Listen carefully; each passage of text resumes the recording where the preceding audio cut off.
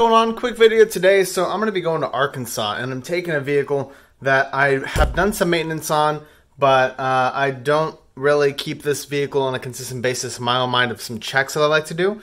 So this is something I'm going to go through is just do a quick rundown of the vehicle, and I'm just going to check some main things and bring some tools with me just in case. Now that's not a joke, being a Jeep, Chrysler, Dodge, Ram vehicle. I just want to make sure that if I get stuck on the side of the road, I don't have AAA at my disposal. I'm not going to call a tow truck. I can do the things I need to do if it's a simple tire change or just work underneath the hood real quick.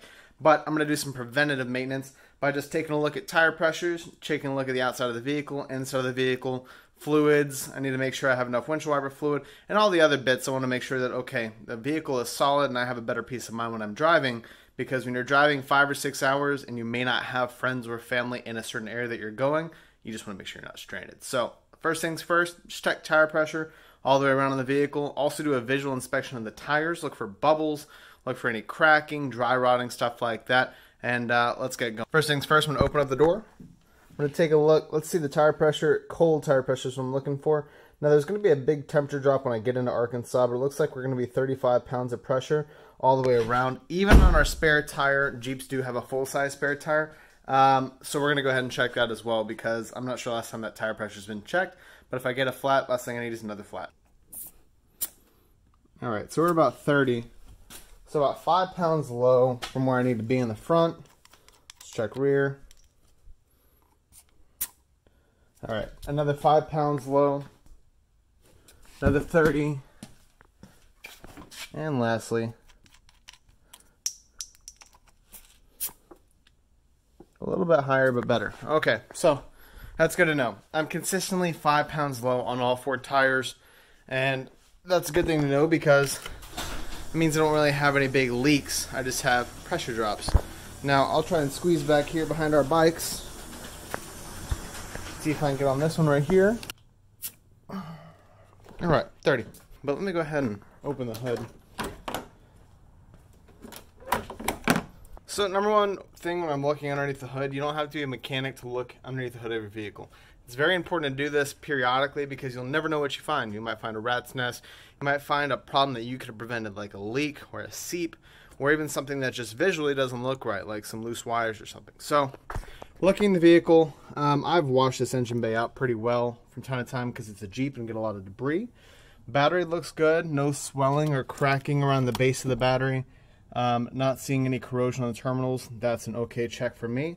Next thing, I'm going to go ahead and check coolant. Looks like coolant down there looks fairly good. Fill line is on the side, and we're above our cold range actually. I'm not sure if you can see that down there, but our max is up here and our cold's down there. We're right in the middle. It's not terrible. Washer fluid. Got enough washer fluid, but I'm going to go ahead and put some water extra just because I don't want to run out. I just replaced the engine air filter in this one, so I know that's an okay. Let's go ahead and check oil via the oil dipstick. I'm on even ground as well, so that's a good thing. It's important to check oil for the main reason being you don't want to be running your vehicle on low oil. Yes, it may not be low. You may have just had the oil changed, but you don't know if there's a leak somewhere that you can't see. Maybe you don't drive this vehicle or you didn't even realize it's leaking oil. Think about it. You park in the same spot every day at work. You park in your garage. You'll never once know that you're leaking oil because you just didn't really realize it. You don't get out of the vehicle. So let's go ahead and check this real quick. So first thing I'm going to do is just do a complete wipe. Get all the oil off the dipstick. Sometimes it travels up the tube. Bring that back in there. Get it firm. Let the oil kind of coat it. Pull it back out. Now, we'll hold it. Looks like I'm in a pretty good fill range. No issues there. And it's fresh oil as well. So we are good to go there. Another thing you want to check, just make sure you don't see anything touching where it shouldn't be. Looks like plug wires are kind of separated. There's no fraying. Everything looks crystal clean. Like I said, you don't have to be a mechanic to take a look underneath your hood. Another major thing I like to do, Jeeps are a little bit easier. Just take a look at your tread depth. That looks good. That looks good underneath there. It's a new tire. Underneath looks good. I'm not seeing very many oil leaks, which is surprising for a Jeep. But everything looks good underneath here. reason why I say take a look at your tires. You never know what's on the inside wall of your tires. A conventional vehicle like this one, I can't see what is behind. I can't really see more than, I'd say, 90% of this tire. Same thing on the front one. Can't see more than 90% of this tire. You have no idea what's going on the inside of your tire. Just a simple look is a huge thing to take a look at. Another thing I like to do is do a check on the back. Sometimes I like to turn on lights. When you're in a state that isn't yours and you're rocking a Texas plate, this is something actually happens a lot to me. Fog lights. Headlights won't come on until I turn them on. Turn signal, side marker. This is important. Make sure that's illuminated. That's there. And that one. Okay, so rough check on how the lights look. That's also a good thing too. You're cruising down the road in an unfamiliar state.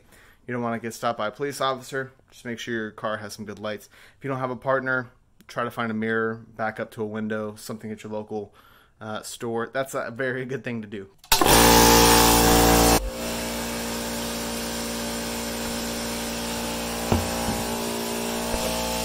So a quick visual inspection of the lights. I always like to make sure I have lights on. Like I said, from an unfamiliar state or area, I don't know how strict they are with, lights that might be out, stuff like that. I don't like getting pulled over because that slows me down. But I always want to make sure license plate light is good, tail lights look good as well. Let's come over to the other one, and that looks good too. So the reason why I do that is because, like I said, don't want to get slowed down from a police officer. Don't want to have any issues when I'm driving. Also want to get rear-ended and be like, well, your tail light was out or something, and that state says, well, if your tail lights are out, then the penalty is death. I always want to make sure tail lights are good. Let's go ahead and air up our tires. So whenever I air up my tires, follow that door card. Manufacturer put in there for a reason. A bunch of engineers felt like, well, that's a safe amount of tire pressure to put on a vehicle, and we're not going to get a class action lawsuit because we told people to put the right poundage on. So I trust the engineers. Just put 35 and make sure it's cold tire pressure. Say if you don't have a pump and a reel like I do at my house, not a problem. If you go to your gas station that's down the road, perfect. Just follow the door. Say if you drove on the highway and you had to go somewhere out far, you don't live somewhere that has a air pump close, your tires are going to get heated up. This is very important. Cold tire pressure means when your tires are cold, not being used. So if they've been sitting overnight, a few hours, 2 or 3 hours, great. That's the tire pressure you want to measure at. So say if I take my handy dandy air pressure check real quick, and it shows me 30 pounds, I'm going to put it to 35 because this vehicle hasn't moved. If it's moved down the street, not a problem. It's going on the highway, that's hot now. So you have to account for that. Always put your dust caps back on whenever you do your valve stems. This is important because if dust gets behind that valve stem, it could cause it to leak, and you definitely don't want that. Even if your valve stem is leaking, this will kind of help prevent a lot of air being lost over a lot of time. Lastly, one thing that I like to do, which everyone might disagree with, pretend like you're going to have a flat at mile 70 in the middle of nowhere. Take your jack, take your lug nut 4-way. The reason why you want to do this is because in a worst case scenario, you're going to get a flat on the side of the road and it's going to be raining, cars on the highway. But it's really important to have these things and tools with you because you want to be self-dependent. You never know how long it's going to take to get stuff fixed. And if you can do it yourself, it might just work out better for you. And that's the pre-check that I like to do on my vehicles. Do you guys have anything that you do on your pre-check? Maybe something I missed? Go ahead and tell me in the comments below. Until then, go ahead and hit that like and subscribe button. We'll see you next time.